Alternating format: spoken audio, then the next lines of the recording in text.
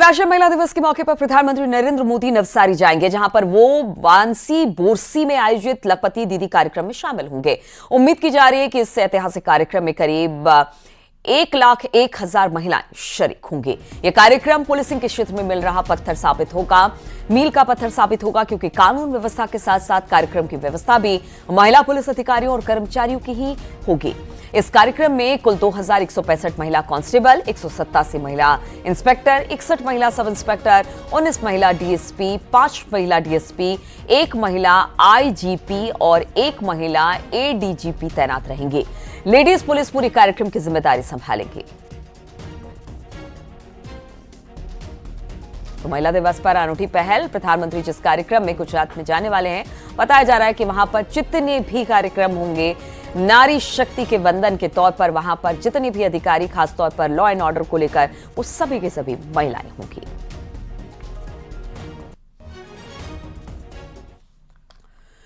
होली का त्योहार बस आने ही वाला है। बाजारों में होली की रंगत भी दिखने लगी है। वहीं मिलावटखोर त्योहार खराब भी कर सकते हैं, इसलिए आपको मिलावट से सावधान रहना है। देखिए जरा ये रिपोर्ट।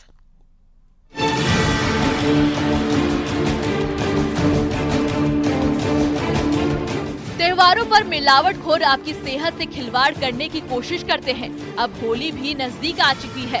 ऐसे में बाजार में मिलने वाले खाने पीने के सामान में मिलावट की आशंका भी रहती है। मिलावटखोर आपके स्वास्थ्य से खिलवाड़ करके आपको बीमार कर सकते हैं, लेकिन आपको होली पर मिलावटखोरों से बचना है। मेरठ में खाद्य विभाग की तरफ से लोगों में जागरूकता लाने की कोशिश की जा रही है। सर, क्या कहेंगे, होली का त्योहार आ गया, क्या क्या प्रिकॉशंस आप लोग ले रहे हैं? छापेमारी कार्रवाई चल रही है, टीमें बना दी गई? जी हाँ, जनपद मेरठ में विभाग द्वारा 5 टीमें बनाई गई हैं। 3 टीमें तहसील में और 2 टीमें नगर निगम क्षेत्र में लगातार कार्य कर रही हैं और ये छापेमारी का अभियान शुरू हो गया है। और अभी तक हमने 10 नमूने पनीर के संग्रहित कराकर लैब को प्रेषित किया गया है। इसके अलावा जैसे विशेषतः मावा की जो नमकीन संबंधित चीज़ें हैं, जो कचरी है, रंगीन कचरी है, या इस समय ड्राई फ्रूट्स ज़्यादा यूज होते हैं, सूजी है, मैदा है, इन सब पर विशेष कार्रवाई की जा रही है। आप घर बैठे खाद्य पदार्थों की जांच कर सकते हैं। त्योहारों पर घर घर में मावे की डिमांड रहती है, इसलिए मावे में मिलावट की जाती है। आयोडीन टिंचर नाम के केमिकल्स की कुछ बूंदे मावे पर डालें। अगर मावा काला या बैंगनी हो जाए तो उसमें स्टार्च की मिलावट है। लाल मिर्च में मिलावटखोर ईंट का पाउडर या चूरा मिलाते हैं, इससे पेट की समस्या होती है। लाल मिर्च को पानी में डालकर हिलाएं। अगर इसमें ईंट पाउडर की मिलावट होगी तो नीचे बैठ जाएगी। चीनी में चौक पाउडर की मिलावट होती है। चीनी को पानी में घोलने पर चौक पाउडर नीचे बैठ जाता है, इससे मिलावट का पता लग जाएगा। हमारे यहाँ चूंकि एक FSW बैन भी चलती है, फूड सेफ्टी बैन, वो लगातार चल रही है। उसके द्वारा भी हम लोग मौके पर ही जांच करा लेते हैं और अगर फेल होता है, कोई नमूना फेल होता है, तो उनको हम चेतावनी देकर उस पर तत्काल तो छोड़ देते हैं, लेकिन भविष्य में अगर लीगल नमूना उठाया जाता है तो उनके खिलाफ अवश्य कार्रवाई की जाएगी। होली पर केमिकल रंग आपकी स्किन को खराब कर सकते हैं। रंगों को लेकर सावधान रहना बहुत जरूरी है। होली के बाद हम अपने चेहरे से रंग छुड़ाने की कोशिश करते हैं। जबरदस्ती रंग हटाने से स्किन पर रैशेज पड़ सकते हैं। अपनी त्वचा का विशेष ख्याल रखना चाहिए।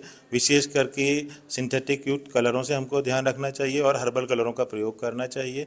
और इसके अलावा हमको होली में, क्योंकि ये सौहार्द का, आपसी सौहार्द का त्यौहार है, तो ये ध्यान रखना चाहिए कि वो व्यवस्था बनी रहे और उसके सिवा हमको अपनी त्वचा पे कोई मॉइस्चराइजिंग एजेंट्स या फिर नारियल का तेल या कुछ प्रोटेक्टिव लेयर बना के होली खेलने के लिए बाहर निकलना चाहिए।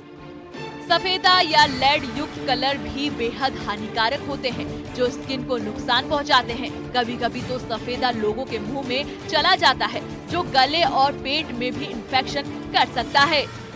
केमिकल युक्त कलरों का तो दुष्प्रभाव अपने आप में अलग ही है। अलग अलग, जैसे कि केमिकल्स के अंदर लेड, निकेल, आर्सेनिक, अलग अलग तत्व मिलाए जाते हैं, उसी हिसाब से इसका क्या कहते हैं दुष्प्रभाव भी होता है।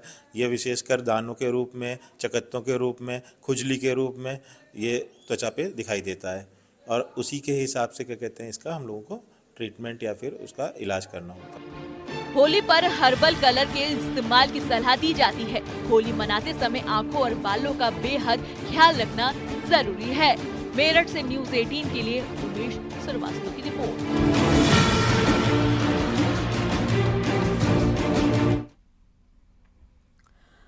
होली का सीजन यानी कि रंगों के साथ गुजिया वाली मिठास वाला मौसम, लेकिन इस मिठास भरे मौसम में कई लोग अपनी सेहत से खिलवाड़ करने का प्लान बना रहे हैं। इसलिए सावधान, क्योंकि इनके जाल में फंसकर आप बीमार हो सकते हैं। इसलिए कुछ बातों का खास ख्याल रखें।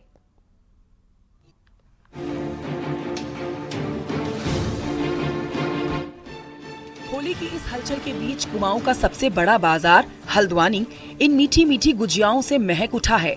आप भी दूध से बने मावे और चीनी की चाशनी में घुली ये तरह तरह की गुजिया खाने को बेताब होंगे, लेकिन इनकी मिठास पर मिलावटखोरों की नजर है, जो आपको नकली या मिलावटी मावा खिलाकर बीमार कर सकते हैं। ऐसे में कुमाऊं के इलाके में फूड सेफ्टी की टीमें एक्टिव हो गई हैं और इस डिपार्टमेंट के अधिकारी अलर्ट होने का दावा कर रहे हैं। हम जो है लगातार जो है सघन अभियान जो है चलाए हुए हैं, ताकि जो हमारे जो पर्वतीय जनपद हैं, पिथौरागढ़ है, चंपावत है, अल्मोड़ा है, बागेश्वर है, इन नैनीताल और उधम सिंह नगर में किसी भी संदिग्ध खाद्य पदार्थ की आपूर्ति ना होने पाए। आपको जानकर हैरानी होगी कि पिछली दीपावली में भी मिलावटखोरों ने खराब किस्म के मिल्क प्रोडक्ट बाजार में उतारे, जिनके सैंपल की छोटी सी रिपोर्ट डराने वाली थी, क्योंकि इनमें जानलेवा केमिकल था। इसीलिए फूड सेफ्टी की टीमें पूरी लैब वाली वैन लेकर ही बाजार में उतर गई हैं। जो 2 केस इसमें पनीर के हैं, तो इसमें एक सैंपल हमारा नैनीताल से लिया गया था और एक रामनगर की डेयरी से लिया गया था। दोनों में फॉरेन फैट की प्रेजेंस की वजह से ये अनसेफ घोषित किए गए हैं, यानी इसमें नॉन मिल्क फैट पाया गया। अब वो नॉन मिल्क फैट कोई रिफाइंड ऑयल की मिलावट हो सकती है या किसी चीज़ की हो सकती है, तो इसलिए क्योंकि उसमें नॉन मिल्क फैट था, इसलिए उसको अनसेफ घोषित किया प्रयोगशाला द्वारा और उसको हमने क्रिमिनल केस उसमें सीजीएम कोर्ट के सामने दायर कर दिया गया। जाहिर है मिलावट का जहर गहरा है, फूड सेफ्टी टीमें अलर्ट हैं, लेकिन इसके बावजूद यूपी के मुरादाबाद, रामपुर, बरेली और बदायूं से आने वाला मावा हमेशा से ही संदेह के घेरे में रहता है, जो उधम सिंह नगर के मैदान से लेकर पहाड़ वाले नैनीताल, अल्मोड़ा, बागेश्वर होते हुए सीमांत चंपावत और पिथौरागढ़ तक पहुंच रहा है। हल्द्वानी से न्यूज़ 18 के लिए शैलेंद्र नेगी की रिपोर्ट। डायबिटीज एक सामान्य बीमारी बन चुकी है। हर उम्र के लोग जूझ रहे हैं, लेकिन चिंता वाली बात यह है कि 15 साल से कम उम्र के बच्चे इसकी चपेट में आ रहे हैं। आखिर इसके पीछे की वजह क्या है, जानने के लिए एक्सपर्ट से जाना हमने, आप भी सुनिए।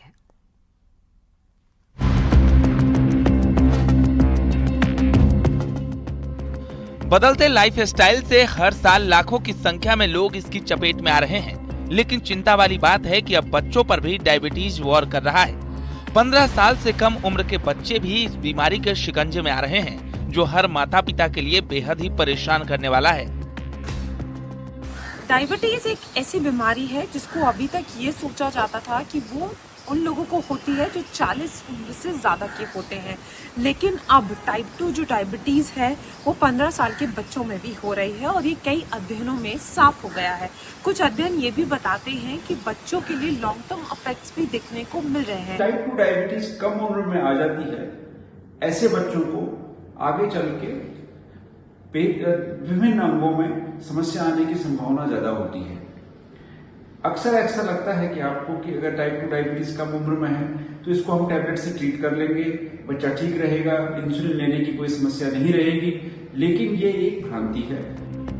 अभी तक बच्चों में होने वाले अधिकतर मामले टाइप 1 डायबिटीज के देखे जाते रहे हैं, लेकिन टाइप 2 डायबिटीज का जोखिम भी बढ़ रहा है। वजन लगातार घटता रहता है।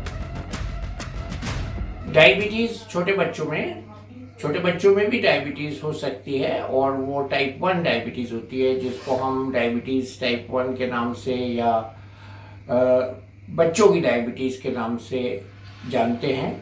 और ये ऑटो इम्यून डायबिटीज होती है, पैदाइशी होती है और इसमें पता नहीं लग पाता है। बहुत छोटे बच्चों की अगर किसी बहाने से शुगर टेस्ट हो जाती है तो पता लग सकता है। इसके अलावा बच्चों को बार बार यूरिन में इन्फेक्शन हो सकता है, बच्चों को खांसी हो सकती है, बच्चा वेट गेन नहीं करेगा। कम उम्र में डायबिटीज और इस वक्त गोविंद वल्लभ पंत की पुण्यतिथि पर पुष्पांजलि कार्यक्रम है, जहां पर मुख्यमंत्री योगी आदित्यनाथ को आप देख सकते हैं। आज पुष्पांजलि उन्होंने की है और साथ ही श्रद्धा सुमन के साथ गोविंद वल्लभ पंत को याद करने का दिन मुख्यमंत्री योगी आदित्यनाथ को देख रहे हैं। आज उनकी पुण्यतिथि है गोविंद वल्लभ पंत की। इस मौके पर श्रद्धा सुमन मुख्यमंत्री योगी आदित्यनाथ ने अर्पित की है, जिसकी तस्वीरें इस वक्त हम आपको दिखाई दे रहे हैं। गोरखपुर में मुख्यमंत्री हैं इस वक्त और आज 2 जगह का कार्यक्रम है, लेकिन ये जो कार्यक्रम है वो इस वक्त गोरखपुर में है। बातचीत करने के लिए रामगोपाल हमारे साथ जुड़ गए हैं। रामगोपाल, गोविंद वल्लभ पंत की ये हम देख रहे हैं कि एक ऊंची मूर्ति और आज उनको याद करने का दिन, आज उनकी पुण्यतिथि है। कहाँ पर यह कार्यक्रम आयोजित किया गया जहां पर मुख्यमंत्री इस वक्त पुष्पांजलि अर्पित कर रहे हैं? आदित्यनाथ गोविंद वल्लभ पंत की मूर्ति पे अभी पुष्पांजलि की है, क्योंकि ये प्रदेश के पहले मुख्यमंत्री हैं और इन्होंने पूरे प्रदेश के विकास को सूत्र में लाने का काम किया था। ये जो मूर्ति है ये गोरखपुर विश्वविद्यालय, पंडित दीनदयाल उपाध्याय गोरखपुर विश्वविद्यालय के ठीक सामने जो पार्क है उन्हीं के नाम पे पंत पार्क बना हुआ है। उसी पंत पार्क में ये मूर्ति लगी हुई है और वहीं पे अभी मुख्यमंत्री आए हैं और उन्होंने लोकार्पण किया। और अब इस वक्त मुख्यमंत्री जो है लोगों को संबोधित करने जा रहे हैं, तो अब सीधे मुख्यमंत्री की बात को ही सुनते हैं। जी उत्तर प्रदेश के प्रथम मुख्यमंत्री पंडित गोविंद वल्लभ पंत जी की आज पावन पुण्यतिथि है। इस अवसर पर पंडित गोविंद वल्लभ पंत की स्मृतियों को नमन करते हुए प्रदेशवासियों की ओर से मैं उन्हें विनम्र श्रद्धांजलि अर्पित करता हूं। हम सब जानते हैं कि पंडित गोविंद वल्लभ पंत जी देश के महान स्वतंत्रता संग्राम सेनानी थे। एक उत्कृष्ट अधिवक्ता के साथ ही राजनेता और कुशल प्रशासक के रूप में प्रदेश और देशवासी उनका स्मरण करते हैं। भारत के संविधान सभा के वे माननीय सदस्य थे। देश की आजादी के बाद उन्हें उत्तर प्रदेश के मुख्यमंत्री के रूप में उत्तर प्रदेश की व्यवस्था को आगे बढ़ाने का अवसर प्राप्त हुआ। 1954 तक पंडित गोविंद वल्लभ पंत जी उत्तर प्रदेश के मुख्यमंत्री थे और उसके उपरांत वे देश के गृह मंत्री बने। हिंदी को राजभाषा के रूप में स्थापित करने का श्रेय भी पंडित गोविंद वल्लभ पंत जी को जाता है। उनकी सेवाओं के लिए